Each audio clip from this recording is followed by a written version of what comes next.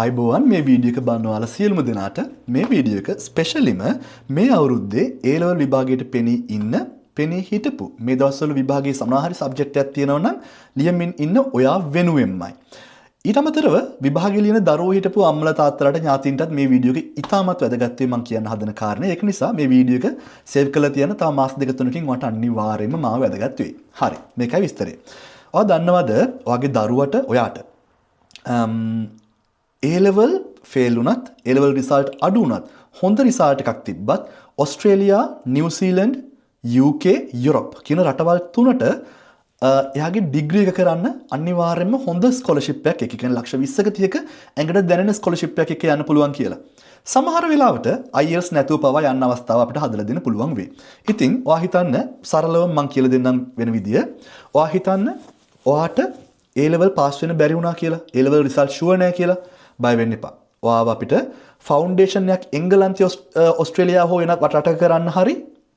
එහෙම නැත්නම් ඔයාට එච්චර ලොකු වේදමක් දරන්න අපහසු නම් ලංකාව ඇතුළත UK හරි හොඳ රටක ෆවුන්ඩේෂන් එකක් කරලා ඕස්ට්‍රේලියා, නිව්සීලන්ඩ්, UK, යුරෝප් රටවල් වලට යන්න පුළුවන්. එතකොට ඔයාට ලක්ෂ 60ක් 70ක් විතර ඉතුරු වෙනවා. පළවෙනි ඔප්ෂන් එක. දෙක ඔයාට C passes තුනක් තියෙනවා නම් ඕස්ට්‍රේලියා, නිව්සීලන්ඩ්, UK, යුරෝප් ඔය රටවල් ඔක්කොටම ඔයාගේ ඩිග්‍රී එක টොප් රෑන්ක් යුනිවර්සිටි එකක ඇප්ලයි කරන්න පුළුවන් ස්කෝලර්ෂිප් එක. දෙවෙනි එක ඒක.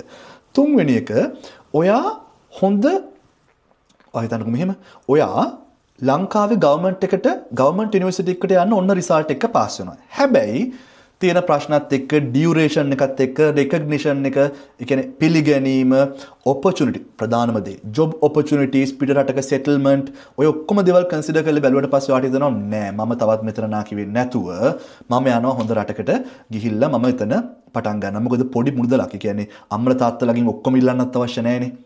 පොඩි මුදලක් ගෙවලා, පොඩි මුදලක් කියන්නේ සාමාන්‍යයෙන් රටින් රටට ඔය පොඩි මුදල කියන වචනේ වෙනස් වෙනවා.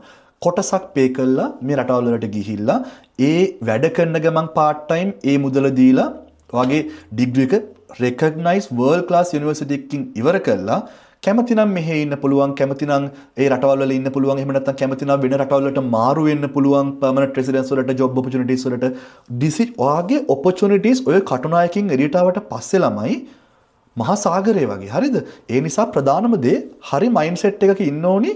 මොකක්ද මම ඊළඟට තෝරගන්න පාඨමාලාව කියලා දැනගන්න.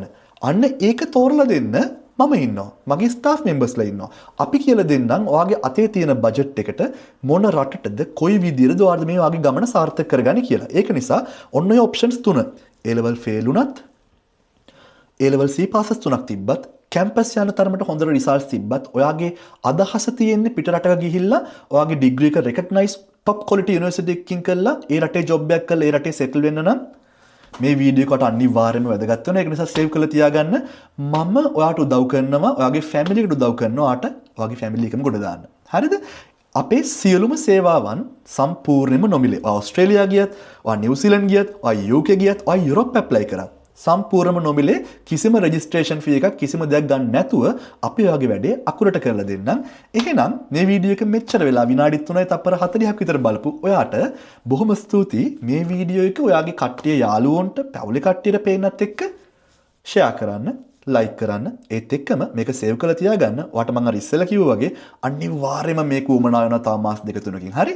එහෙනම් ඊළඟ වීඩියෝ එකකින් අපි හම්බ වෙනකන් ඔයාට මේ වීඩියෝ එක බලනකොට බොහොම ස්තුතියි. මගේ නම කසුන්. මම ස්ටුඩන්ට් ඩිරෙක්ටර් ආයතනයෙන් අයිබෝවන්.